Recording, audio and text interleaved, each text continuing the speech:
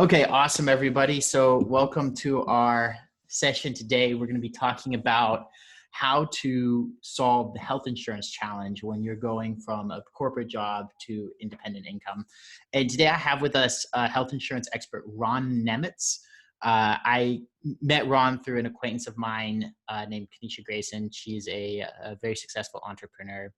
And when I had some health challenges last year and I was trying to figure out this whole process, it was a very, very, very complicated situation, much more so than I'd originally expected. I normally don't even bother with health insurance. I'm young, I'm healthy, I heal really, really, really quickly, much more so than doctors have told me I should. But that's another story. But so last year, after a fairly catastrophic accident, I began looking for health insurance, and I realized that although the cost of health insurance can be very bearable for people who are in independent income, especially because you can make more than at a typical job, the process of figuring out what to do and doing it intelligently is just overwhelming. It's an incredibly complex problem. There's a lot of really bad information out there. There's a lot of complexities, and I had a lot of trouble finding somebody who could explain it to me very clearly and concisely, and who knew what they were talking about. And that's when, I put up a post on Facebook. Kanisha introduced me to Ron, and I was thoroughly impressed by his expertise. And so it's been a couple months because he was very busy during open enrollment, as all good health insurance experts are. And so we've finally been able to schedule some time for him to come on and help guide us through this process, and let you guys, give you guys the information so that we can demystify it, deconstruct it, and take the fear out of it. So, Ron's going to give us a lot of information. We're going to open the floor for Q&A after that. And then after that, Ron's going to let you know how you guys can get in touch with him if you're interested in, getting health insurance through him, or being directed to one of his affiliates who he trusts. Because obviously, we have a very general discussion here, but, for your personal situation, you're probably going to need to have a consult with him or somebody on his team. So with that said, the most qualified health insurance expert that I know, Ron Nemetz, you have the floor, man. Well, good morning, everybody. Thanks for having me this morning. So a little background on myself to begin with. I've been a health insurance agent for the past 12 years. When I got into the health insurance agent, this was a completely different market. As we know, back in 2010, the government passed what everybody calls Obamacare. I call it ACA because it's the Affordable Care Act, which was a law that changed the complexities of health insurance in this country starting in 2014, essentially. So that's my background.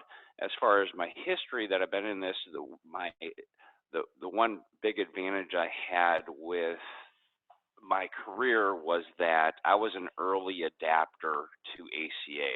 A lot of agents didn't embrace the changes, so they didn't bother to educate themselves or to realize the opportunities that were out there to help people. They just, were used to the old way of doing things and kind of grumbled, and a lot of agents got out of the industry. So being an early adapter helped me and it helped my clients. So what we're going to talk about today is, hey, if I'm transitioning from a group health insurance policy, I'm going out to being self-employed, starting my own business, things like that, what are my options for health insurance? And what I always like to tell people is the devil is in the details a lot of the times as far as what you do in that point. So there's basically different options that you have. The most comprehensive plans that are going to be out there are what are called major medical plans, ACA qualified plans. Okay, so these are the plans that you can either get through Federal Health Insurance Exchange, which most people know as healthcare.gov. Depending on the state you're in, some states have their own state health insurance exchange. So all those plans that are on those exchanges are going to be your most comprehensive plans. They're going to be the plans that cover pre-existing conditions, that cover labor and maternity, that cover free wellness visits and things like that. They have what are called the minimum coverage for minimum essential benefits. Now, not all ACA qualified plans are sold through the exchanges. Some companies will sell them privately to the public, which is you always want to make sure you know those options. Like here, oh, I forgot, I'm here in Texas, the great state of Texas. I'm sorry. So I'm a licensed agent down here. So in Texas, for example, Blue Cross sells a couple different plans directly to the consumer that they don't sell through the exchange. So knowing if your area has plans that are available directly through an insurance carrier that are qualified plans is an important thing, because sometimes those plans can be less costly. For example, Oscar Health Insurance sells on the exchange here in Texas, but they sell one silver plan that's off the exchange direct to the consumer that's 25% cheaper than their same plan that's on the exchange. So I always feel bad for people that call me. I find out they're on the same plan through the exchange, not getting a subsidy to help pay for that, and could have got that plan 25% cheaper buying it directly through the carrier. So a good agent in your area is going to know those idiosyncrasies of the different plans and where you can get them, and what you're qualified for. So that's obviously major medical is the most comprehensive plan you can get, but it's also going to be the most costly plan you can get, right? So sometimes that's trouble for people transitioning into their own career or their own job, or I'm sorry, their own self-employment or their own company, and they might not be able to afford that right away. So one thing you don't want to ever do is discount your COBRA option, right? Because if you're leaving an employer, you're going to get, most of the time, if you're working for an employer that's over 20, you're going to get a COBRA option for 18 months. It's something you should always check to make sure that you know how much the cost of those plans are. A lot of cases, it's going to be too costly and you might take a different option, but hey, you never know, so you don't want to discount it, right? So, and you should find an advisor that'll help you compare and contrast, right? What your COBRA option cost is, the coverage there to the coverage in the regular major medical market, okay? So So some Ron, other so type of, Cobra yep. Cobra then falls under major medical then. Correct, yeah. So Okay. COBRA is just the continuation of your current group plan through your employer. So it's the same exact plan. The only difference is that now you're paying the full cost of that plan. So if you were paying 180 bucks as an employee and you get your COBRA option and that plan costs 980, that's how much your employer was paying for that plan, is basically what it is, because you're paying the full cost. So, okay, got it. All right, so other options that are in the individual market. Now, when I go down these options, you got to remember these are going to be non-qualified options, but some people do take these options due to either cost constraints or different reasons that I'll go into. Would you So, but mind it's explaining qualified versus non-qualified for the audience? yeah, absolutely. So, a qualified plan is going to be a plan that covers those minimum essential benefits, covers pre-existing conditions, covers labor and maternity, covers mental health are the three biggest ones, and then has free wellness visits, okay? So some people are willing to give up some of those things and to get a lower cost plan. To me, if people are looking for an alternative, the best lower cost plan you can get are short-term plans, okay? So short-term plans, depends on the state you're in and how it works. The federal government allows them to go for up to 3 years at a time. So in Texas, we can sell year-long short-term plans or 3-year-long short-term plans, but other states like Illinois restrict them to 3 months, okay, because they're trying to get you onto the regular major medical plans. But short-term plans do have a segment of the population they really work for, particularly I find older, healthy people are a good fit for them, because a lot of times they can save $300-400 a month off the cost of their insurance, or people that do a lot of traveling around the country, because most qualified plans have very localized networks instead of nationwide networks. So it's a good fit for some people, but the devil, like I said, is always in the details, and knowing what you're getting and not getting under these plans is the important thing. So short-term plans aren't going to cover pre-existing conditions. They're not going to cover labor and maternity. They're not going to cover mental health, and they're not going to give you that coverage for free wellness visits. So knowing those things going in and having your expectations set for the year is an important thing, right? So, hey, I might be saving $5,000 a year off a premium, but I'll have to give up these particular things. So what's the choice that I want to make, right? So, but that's one option for people. Another option that you're going to have are things Christian ministry health plans. I'm sure you've heard these commercials on the radio. They tend to advertise on the radio quite a bit. So Christian ministry plans, and I don't sell them, but I don't disparage them. They were carved out in the health insurance law. The biggest thing to remember with these plans is they are not technically insurance. Okay, they're a promise to pay. They're not a guarantee to pay. Okay, so they can Christian ministry plans. They can exclude pre-existing conditions, just like a short-term plan can. They can have carve-outs for things they won't cover. Most of them have you have to have sign a testament of faith, which means you're going to avoid non-Christian things like premarital sex or drugs or alcohol or things like that. And the biggest thing is that in most of those plans, you pay upfront for services and then you get reimbursed. I knew one person here locally that had to have a hip transplant and they had to pay $40,000 up front and wait to get about 3 months to get reimbursed for that. Some people can't afford to do that, obviously. So my biggest things with the Christian ministry plans is that there's no guarantees, like I said, which means there's no oversight either. So they're not regulated by the Department of Insurance at all because they are not an insurance product, right? So basically they have the right to deny or accept charges as they see fit. And, my worries about them is things like, if you can't drink alcohol, if I go have a beer on my back porch and fall off and break my leg and have to have a couple pins inserted into my leg, they're not going to cover that, right? Because that's completely up to them. So that's my concern with plans like that. But in the same sense, there's a lot of people on these plans. But if you do go to these type of ones, I would recommend that you definitely go to one of the bigger ones like MediShare. That's the biggest one in the country. They have the least amount of consumer complaints and things like that. So if you do explore those options, and they can be a lot cheaper than the major medical, that's the type of one I would go to, is one of the bigger ones that have a good, solid history behind them. As a matter of fact, the state of Texas and Oregon just closed down 2 of these ministry sharing plans that were smaller ones, new startups locally, because they were acting too much like an insurance company instead of an actual Christian ministry plan. Okay. So another type of plan that's out there that's sold, and these are the ones that irritate me the most as an agent, and you'll get the most calls from these randomly.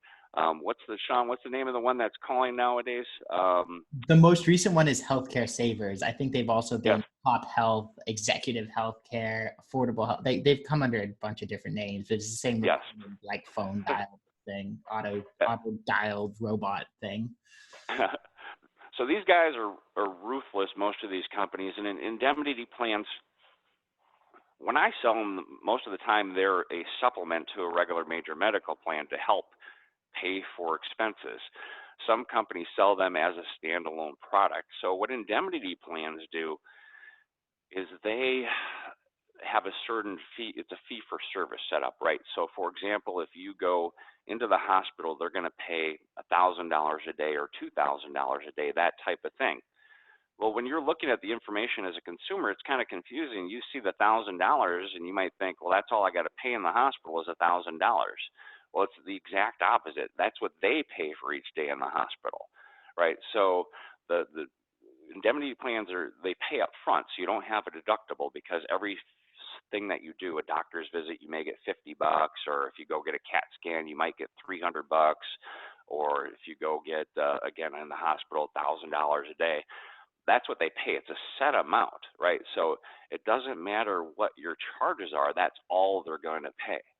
So if you went into the hospital because you had a terrible car accident and it was $6,000 a day and you were in there 2 weeks and they're only paying $2,000 a day, well, guess what? That other $4,000 a day is on you for those 2 weeks. That's pretty expensive, right? That's $56,000 if we do the math.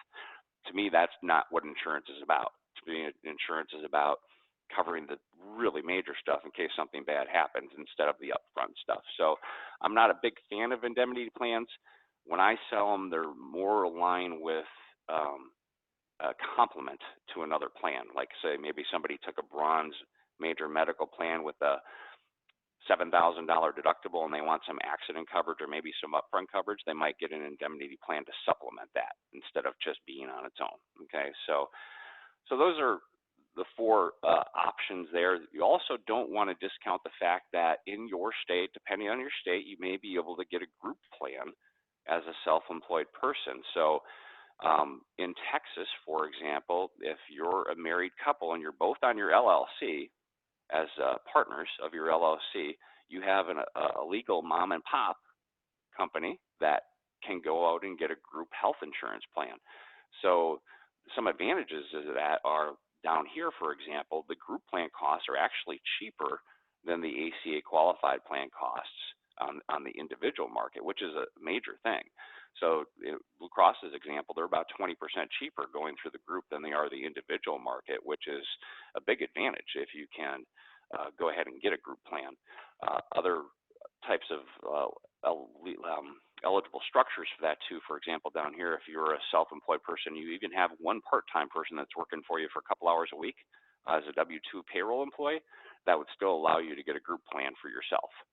So you don't want to discount those options. So I always try to say, find a broker that you trust locally, get a recommendation, go on to Yelp, go onto something, to a Facebook chat group to see if somebody knows somebody that's a good agent locally.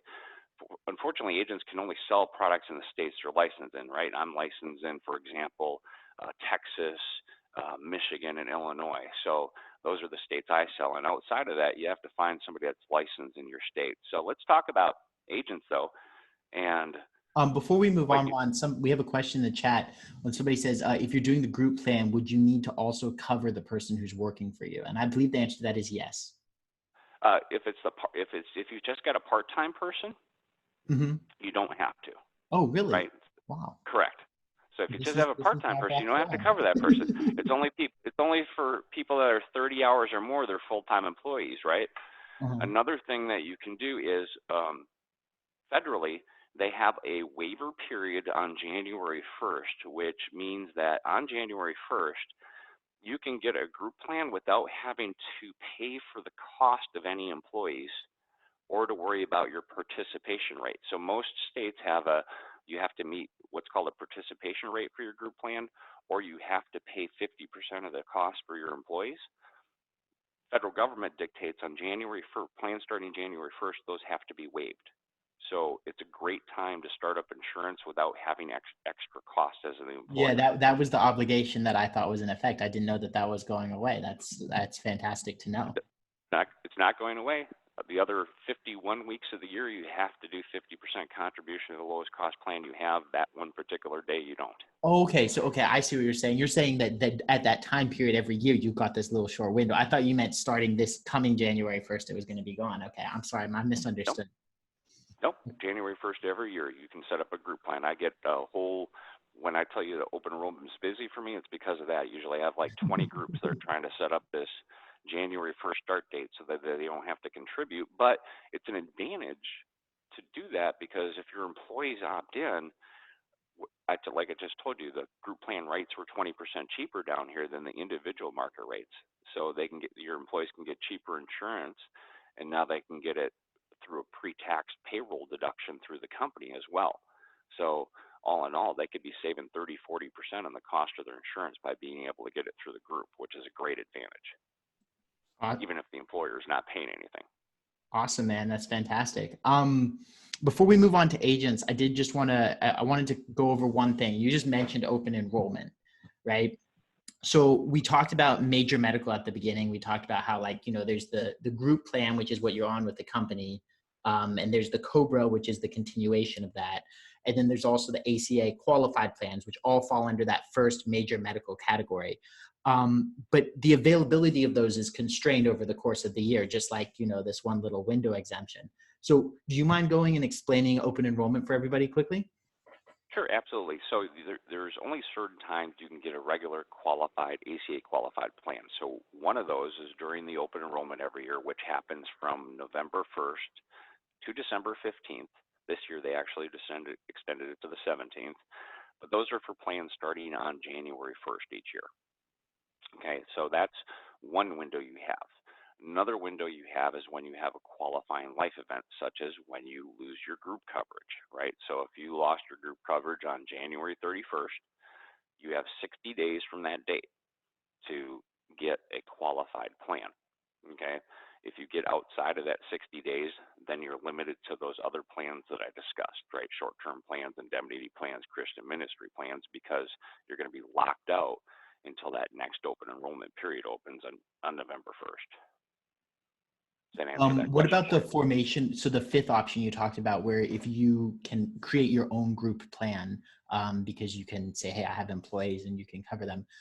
Would that count as a Absolutely. qualifying event? So you can start a group plan at any time during the year in most states. Okay. Again, different But state regulations January are going to be 1st is the different, best, but the in best day. Texas, you can start a group plan any month of the year. Okay. But January 1st is the one with the least restrictions. That's the best time to start it. January 1st is the one you don't have to, as an employer, contribute to the cost of any of your employees. Got it. Okay. Awesome. Cool. So then let's move forward to agents. We did pick up back where we were. Awesome, man. All right. So as far as finding an agent locally, like I said, I'm limited to a couple different states, and I like it that way. I got plenty of business, so I don't need to be marketing across the country. Plus, I find that you want to be knowledgeable about the area you sell in, right? So if you have an agent that's licensed in 40 states, does he really know Topeka, Kansas, compared to where he's living and what the market's like there and the doctors' networks and things like that? So, I think having limited areas that you sell in is a good thing as an agent because it makes you more familiar with the area. But what to look for in an agent when you're talking to him if you're trying to find an agent to work with? One, I always find that you should always start as an agent with the most expensive ACA qualified plans, right? Because it's the most comprehensive coverage. It also happens to be the plans that pay agents the least amount of money.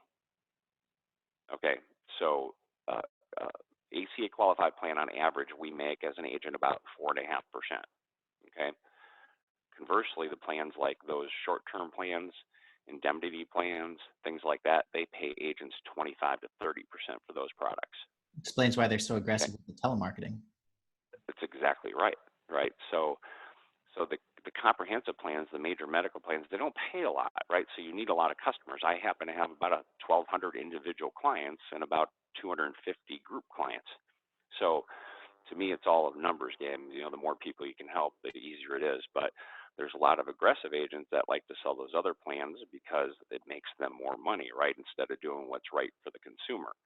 So to me, a good agent should always be starting with the most comprehensive policy to begin with. They should be asking you if you have particular medication needs that you need to make sure are covered well.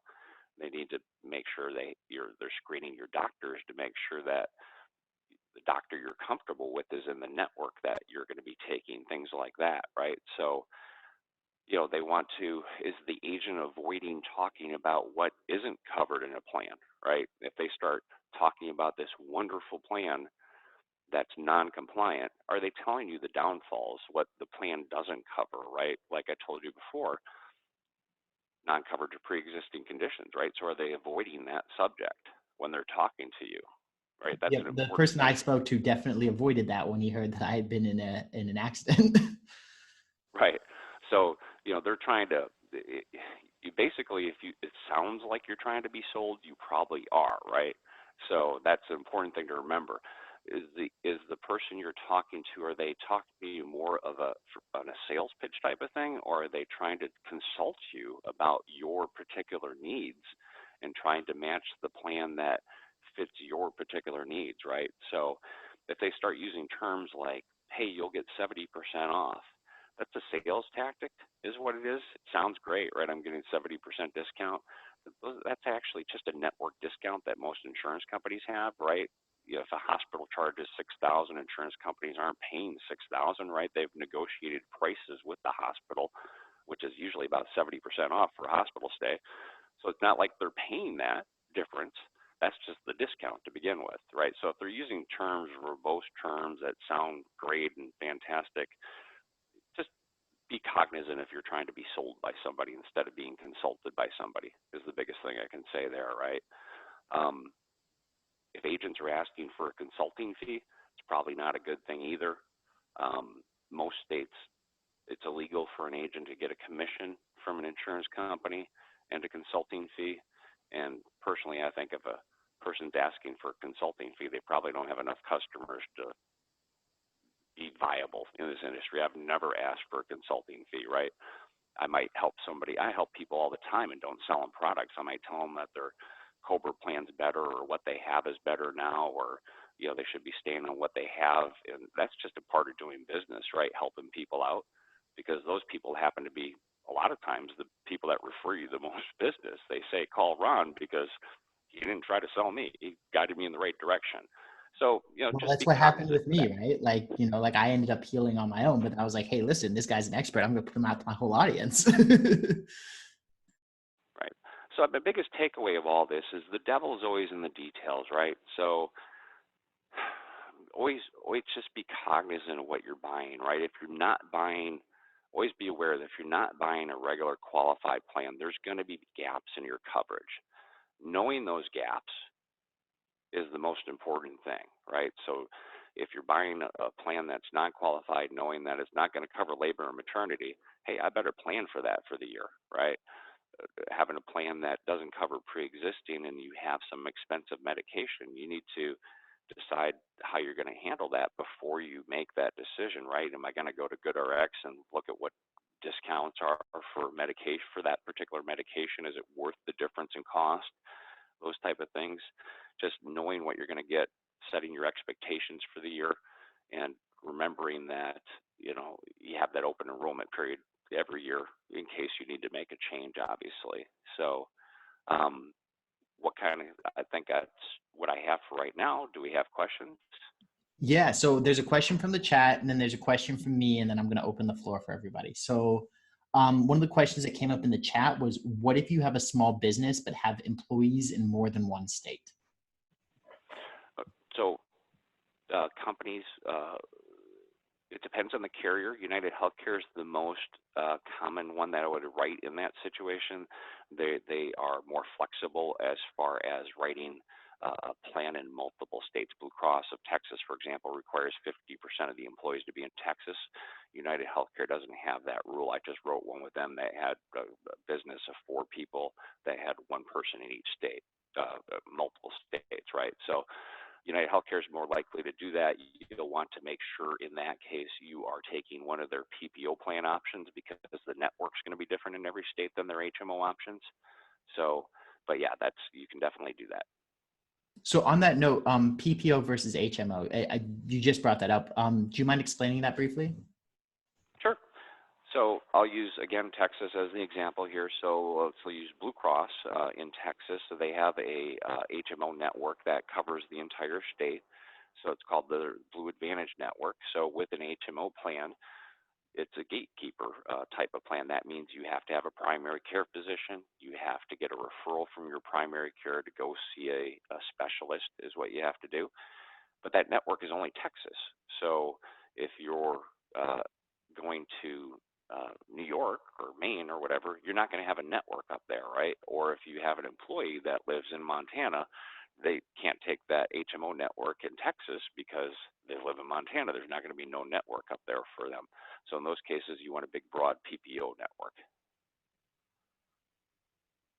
Okay, so PPO then is one where there is no gatekeeper, where it can be in any state, it can be in any location.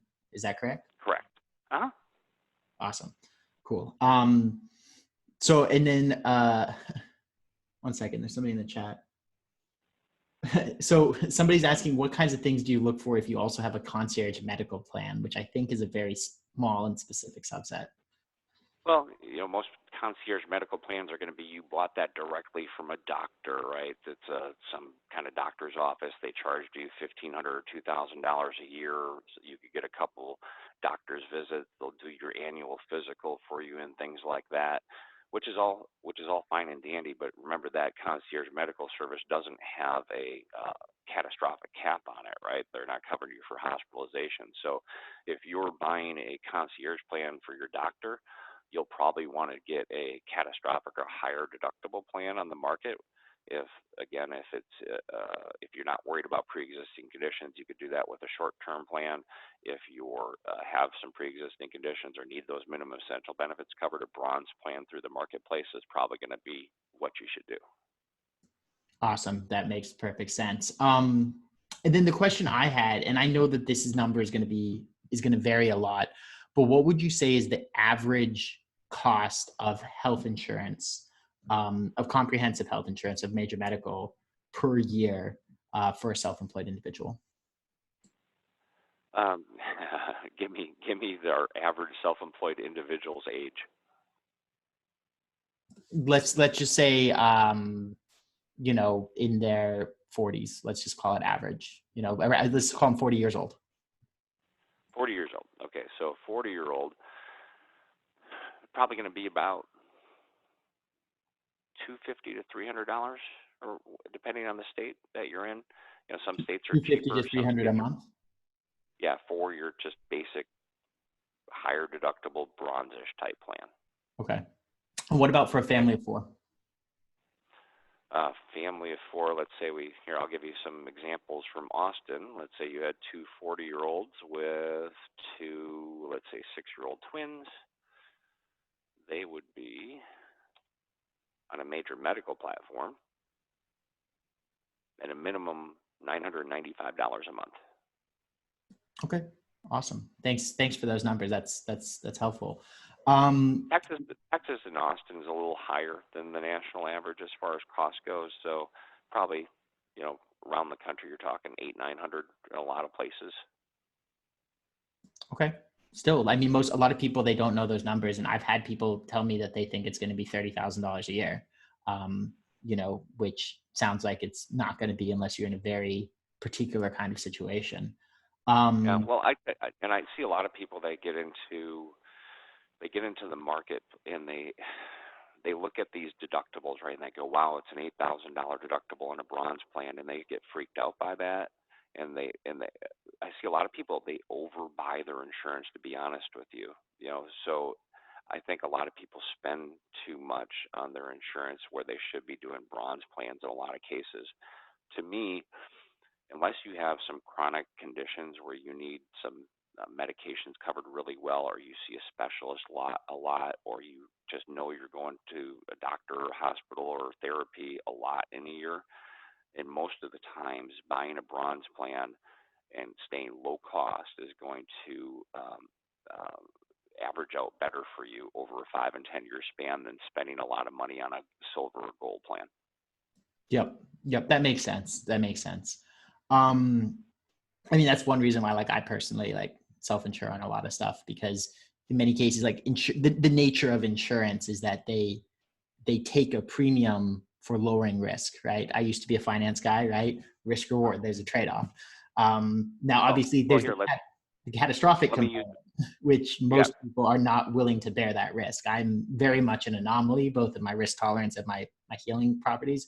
But most people are going to want some kind of catastrophic coverage, because that can be hundreds of thousands of dollars. I mean, you should always have catastrophic coverage, in my opinion. So, but when we talk about difference of levels, let's talk about that family of four we were just talking about, right? And let's use Austin. Well, Blue Cross, their cheapest plan here in Austin for that family of four is $1,243 a month.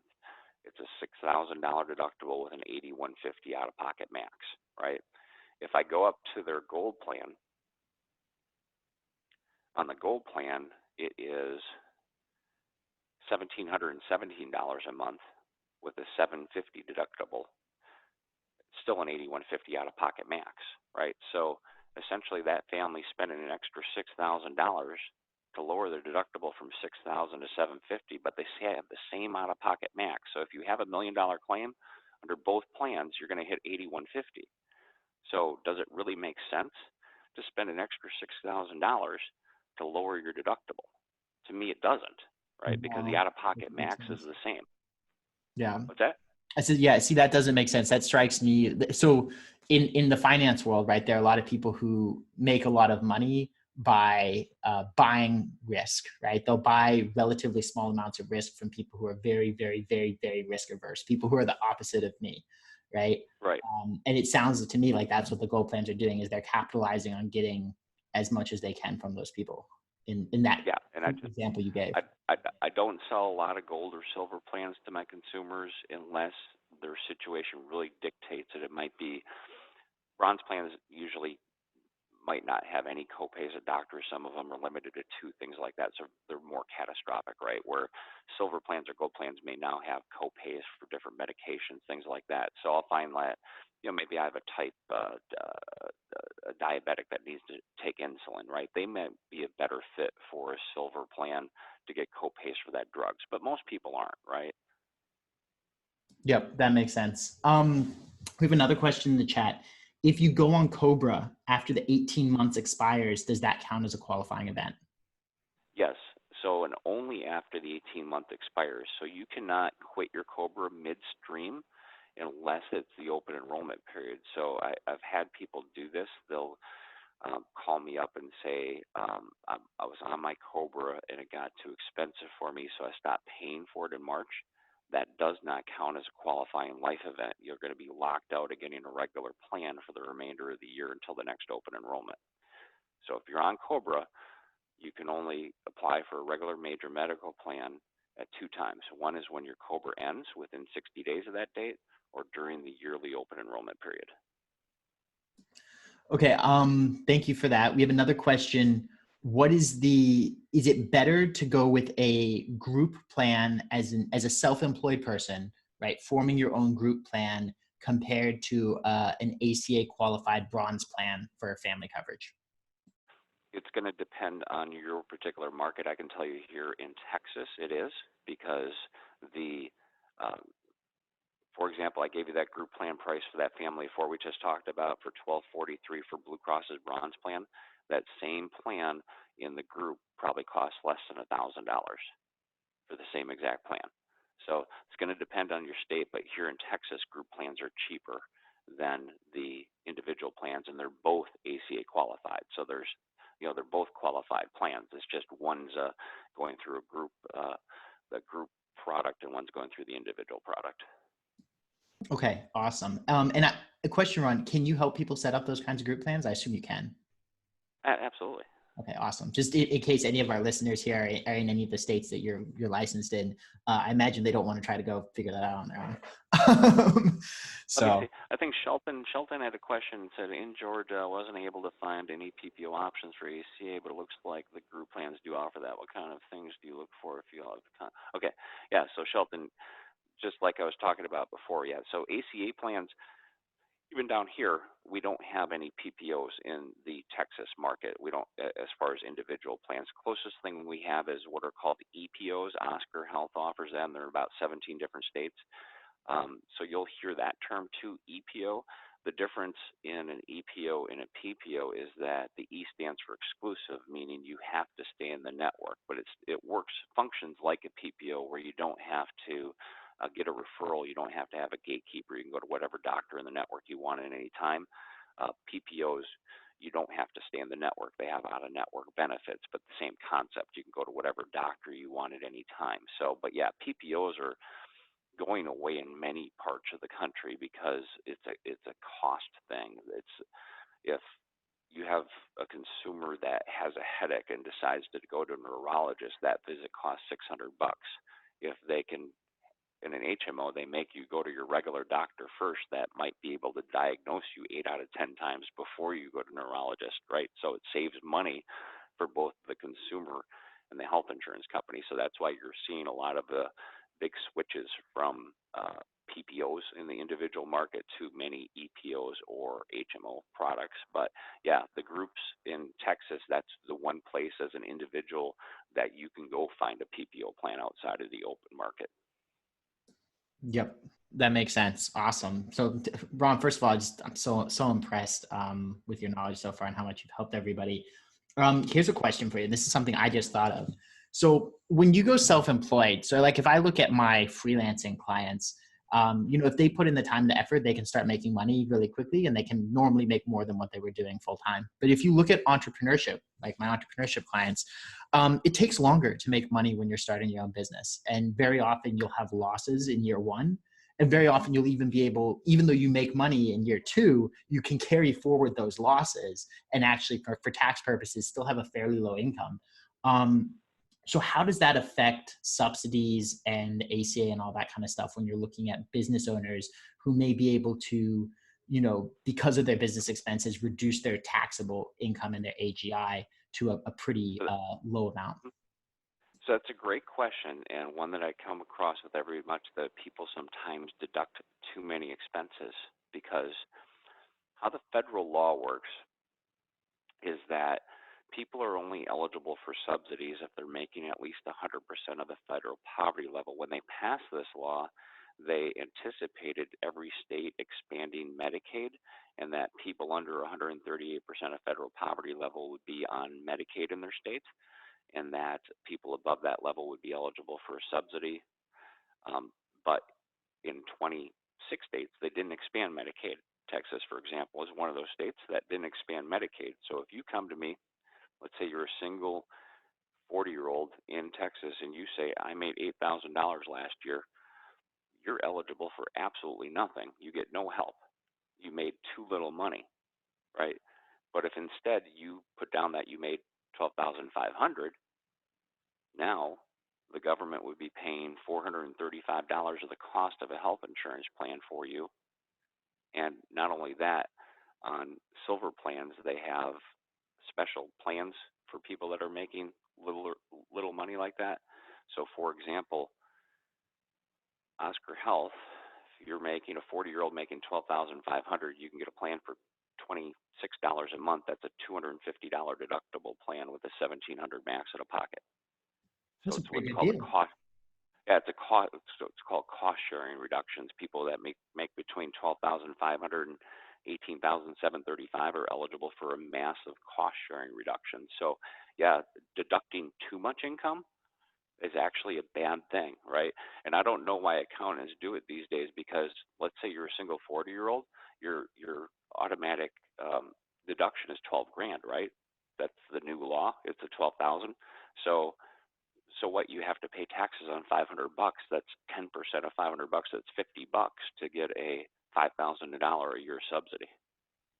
Yeah, that's sometimes people can be single-minded. But yeah, so if a business owner, because like for example, I know I've had clients who go from making six figures and they've got a big savings, and then in year one of their business they may make nothing, right? They may take a loss. So in that case, they would end up, what would be available for them would be either Medicaid or self-funded. Is that accurate? Well, they'd have to pay the full cost of a plan, right? So if they were going to have no expected income for the year, then they would pay, instead of that plan that I just told you about, that was $26. The full cost of it's $461, right? So they'd have to pay the full cost of it, because they wouldn't be eligible for a subsidy. Okay, but then as far as the Medicaid option, is that an option for business owners in It your would it depends on the state you're in, right? So states like Illinois, they expanded Medicaid, so you can apply for Medicaid up there. Texas, they didn't expand Medicaid, so that person wouldn't be able to apply for it down here, right? So it really depends if you're in one of the states that expanded Medicaid or not, and it is based on actual earned income instead of the amount of assets you have in most cases. Right. So theoretically, I mean, somebody could go even way below 100%. I mean, I've seen business owners who, even though they have significant revenue and significant assets, have AGIs of zero. You know, um, Yep. And so again, I actually don't think that's a good move for most cases, right? Especially if you're just a single folks, or if you're a married couple, because the standard deduction for a married couple is 24,000, right? These days yep, with the new tax law.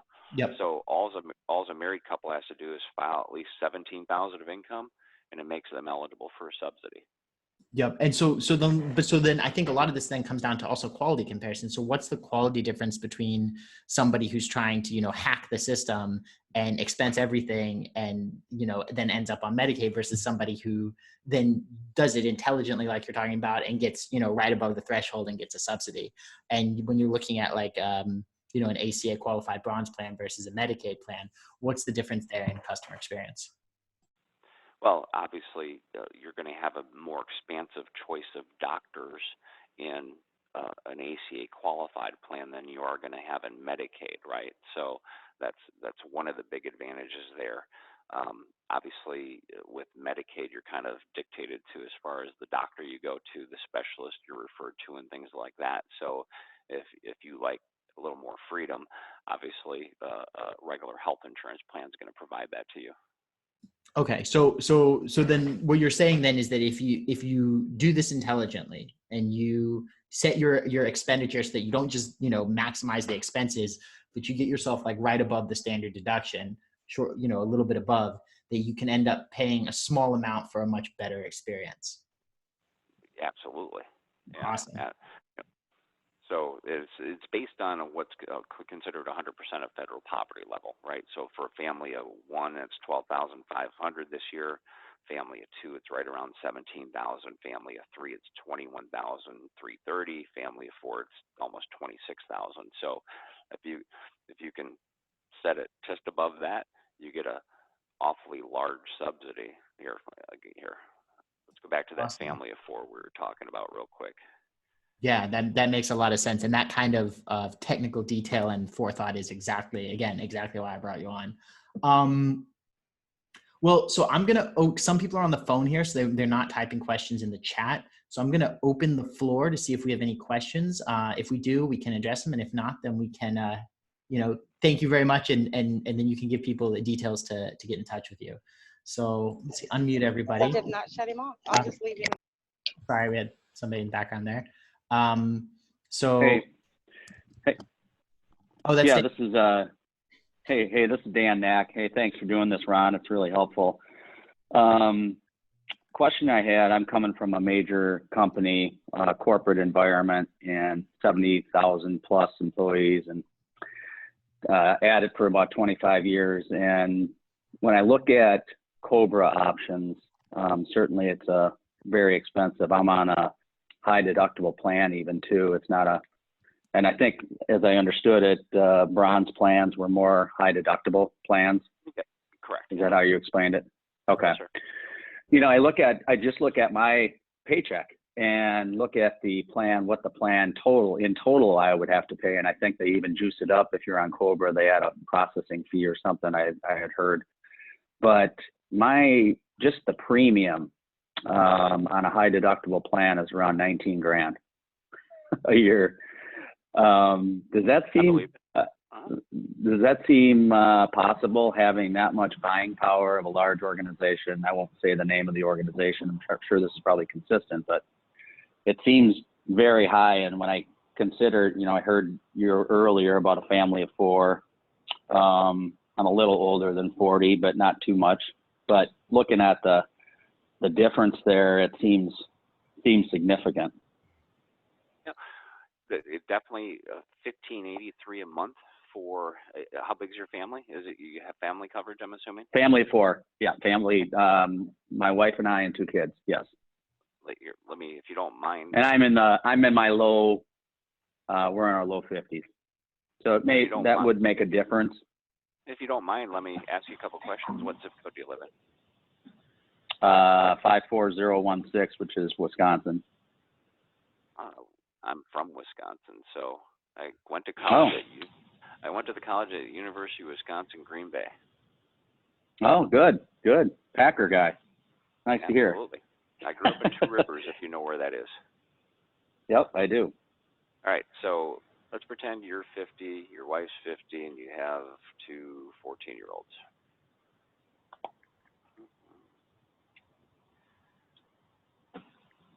So on the individual market, a bronze plan in your area costs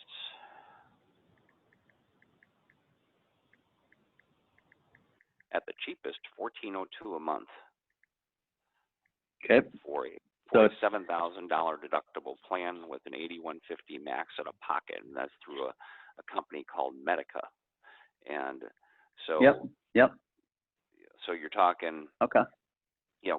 For comparison purposes, right? You probably have a PPO plan at your work, right? So that's going to be so that's more valuable to begin with because it gives you more flexibility. Got it. So is it out of touch with what's in the regular market? No, it doesn't appear to be, right? So okay. I was just curious. You start to get when you're contemplating, leaving in the whole COBRA program, and, significant dollars that have to be planned for. And I think that's a good topic, especially for this group.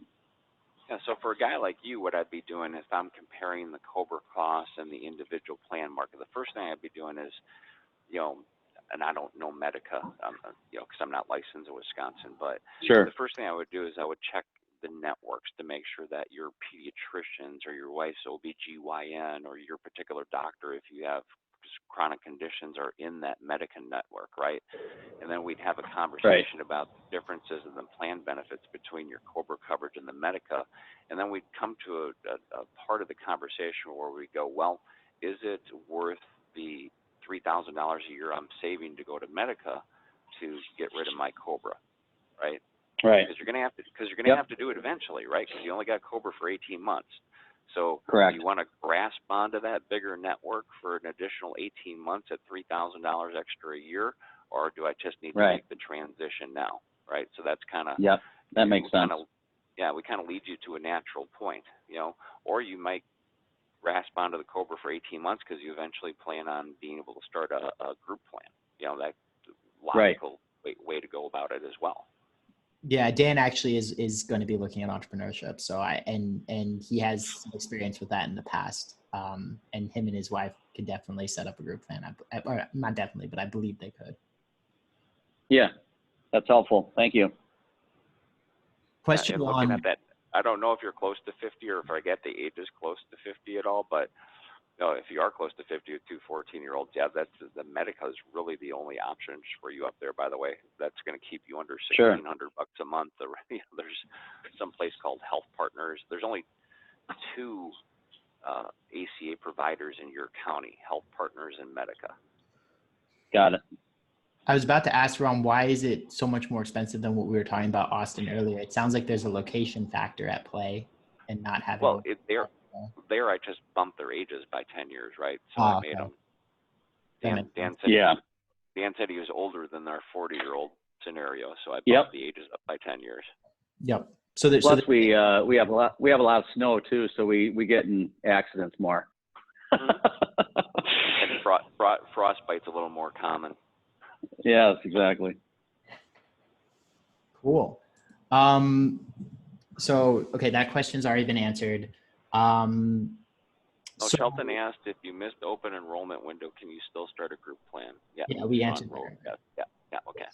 You can, and the best time to do so is January 1st. If you don't want to pay for anybody else, yes, but you can start a group plan anytime during the year typically. Okay, awesome. Do we have any other questions?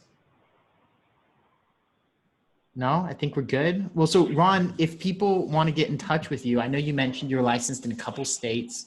So just, let's let people know what states would be, they can use you. I don't know if you have any affiliates in other states, and then, how people get in touch with you. And my primary states that I work with are Illinois and Texas, right? Because I started my career in Illinois. I moved down to sunny Texas 7 years ago for some warmer weather. But so those are my two primary states that I prefer to work with. If people want to get a hold of me, if they have, and you can always feel free to, if you have a question that just a general question you want to get answered like Sean did before, feel free to reach out. Easiest way always is my email, which is Ron at, then my last name, which is Nemetz, N as in Nancy, E, M as in Mary, E, T, Z, insurance.com. So Ron at NemitzInsurance.com. You can also give me a ring. That's 512-262-0044. Once again, 512-262-0044. Okay. And then, and then people can talk, and if they're in those states, then you can definitely help them with getting their health insurance. And if they're not, do you have anybody who you could refer them to? Because I have an audience that goes all across the country. Depends on the state, obviously, because again, agents have to be licensed in the particular state. So I do have some people that I trust in other states. I'll be honest, I find it hard to trust other people to do the right thing. So there's only a few of those that I have, but to me, it's important. I've seen so many. What was the name of that company again, Sean? And like the healthcare savers / affordable Yes, healthcare yes. / top I've health / I've seen too many of those guys, and they just irritate me. So I try to, so there's only a few guys I really trust in this to refer to. Awesome. Well, so Ron, it's been absolutely amazing having you on today. You've been a wealth of information. I've learned a lot, and I've already spoken to you. Everybody's been commenting in the chat how helpful it's been. I can see Jasmine nodding her head. I will be posting this recording both for my clients and for for people in the group, and I will be directing people from my list and my Facebook page to go watch it. I'm gonna have it pinned as a bonus to the masterclass series. I just want to say thank you again, man, for coming on. Thanks so much. And believe me, if I ever have anybody to refer, you're the guy. Not a problem. And like I said, if anybody has any questions that they have, just shoot me an email, give me a quick call. I'll be glad to answer it. Thanks, man. Have a wonderful day. Thank you for coming, everybody. I'll talk to you all soon. Thank you. Bye-bye.